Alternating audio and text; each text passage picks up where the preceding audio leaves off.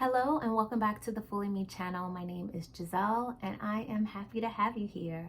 I hope that you're doing well, your family's doing well, that your creations are going splendidly, and if not, I hope that they turn around really soon.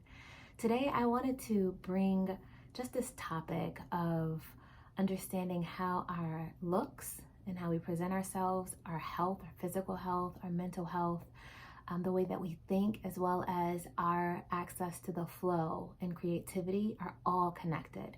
And I've been able to see this personally in my own life, being a creative from a very, very young age, going through getting married young, having my children young, going through school, and just doing the whole mom thing while still trying to figure out ways to make space to also do the performing artist thing.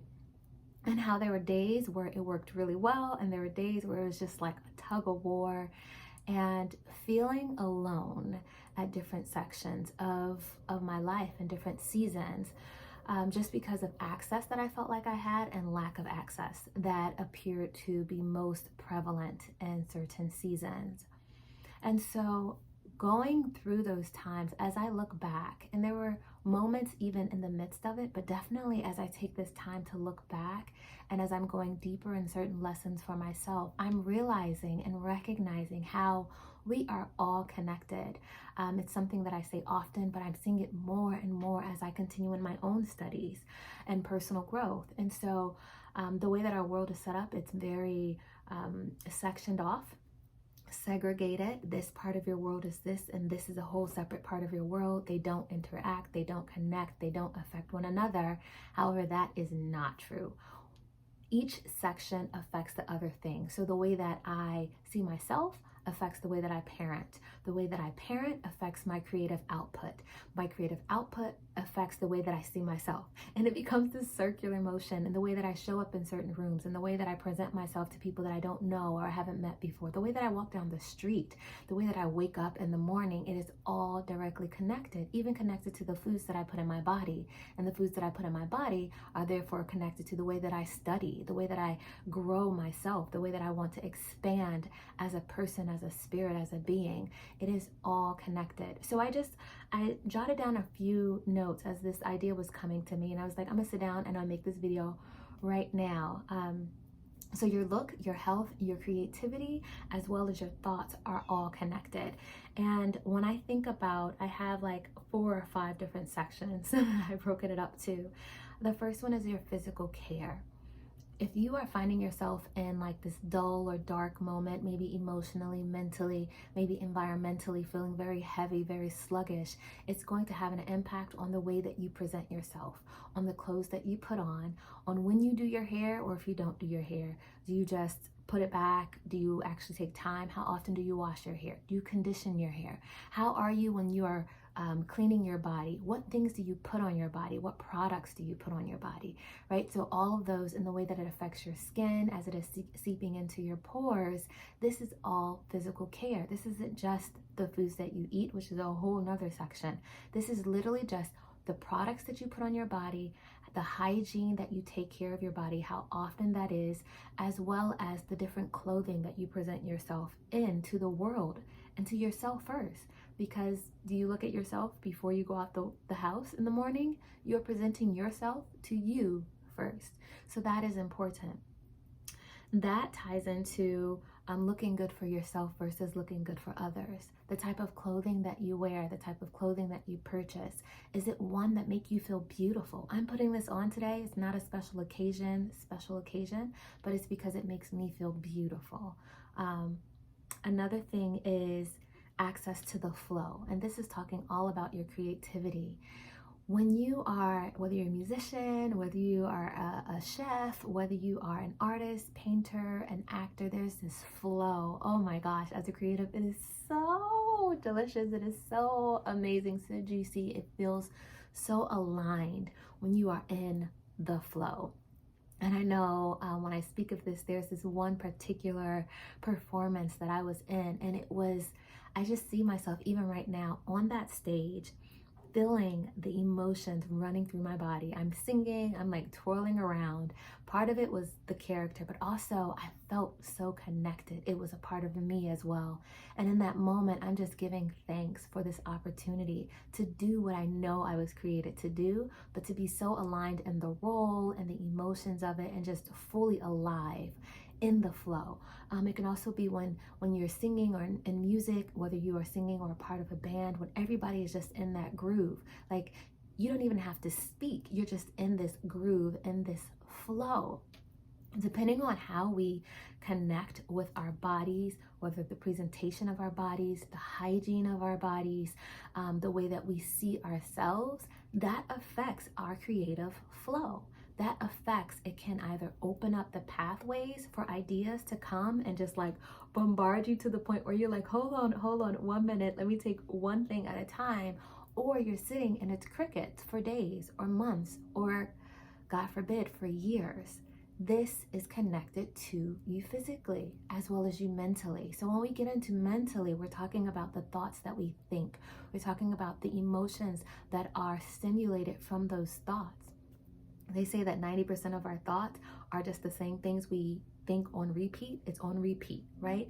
So 80 to 90% of our thoughts are today are the same thoughts we thought yesterday, unless you are intentional about changing those thoughts, of switching those things up, of expanding your awareness, your education of yourself and the world that you live in, expanding yourself spiritually, expanding yourself creatively, mentally. You have to be intentional with this, because these thoughts are going to be the album that's on replay in your head. And depending on where that flows, that's going to be the flavor that you present to yourself and the flavor that you present to the world.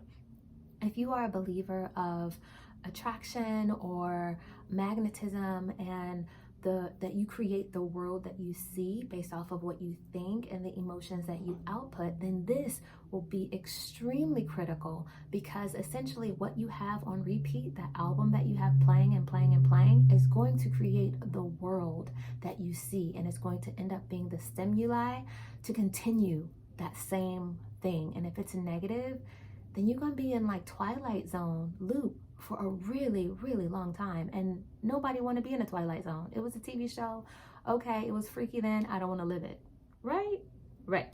So that also goes into this question of, depending on your thoughts, being able to take a step back and say, am I addicted to suffering? There is such a thing. And I may make a whole nother video on that, because there was one point for myself where I literally had to ask that question. It came to me and I asked that question, not realizing that this is a whole study out there. And as I began to research this question for myself, I'm finding meditations, I'm finding affirmations, I'm finding studies, I'm finding books, I'm finding podcasts on this very thing. So it is a real thing. It's not just a woo-woo or just something out there, but being addicted to suffering is a real thing. And when you find yourself addicted to these emotions, it's almost highs off of low negative vibes, or vibrations or negative things in your life. You get kind of like this high, this rush off of things that are low, and that keeps you in the cycle of addiction. And that can be directly connected to your thoughts and how you think. Victimhood, victim mindset. Even if horrible things have happened to you, there is no getting around that. And if that has happened, I myself want to say, I am sorry that happened to you. That freaking sucks. Period. And then from that place, moving yourself to a space of healing. How does that look? What is best for you? And I have different videos, and I'll probably link in this one, of learning how to grieve and how can you grieve and what does that look like, and giving you the permission to do it in the way that looks best for you, that is healing for you. But you have to be able to move past that. Otherwise, you will get stuck in that season, in that addiction of suffering, creating the world of suffering, staying in the Twilight Zone, being blocked creatively, which does not affirm who you are and how you were created to be and what you have inside of you that this world needs. That is why you're here. It is for you to be yourself, but also for you to plant the seeds of the beauty and the gifts inside of you that can unlock other people's lives and set them on their path of greatness as well.